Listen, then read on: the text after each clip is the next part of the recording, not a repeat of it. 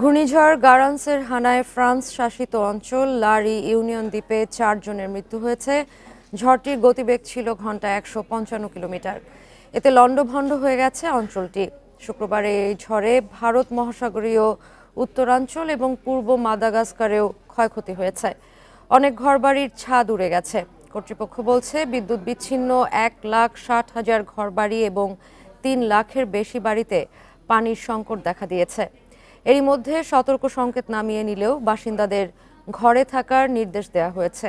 ঘূর্ণিঝড়ের প্রভাবে পর্যটন দ্বীপ মরিশাসের প্রধান বিমানবন্দর বন্ধ রাখা হয়েছে।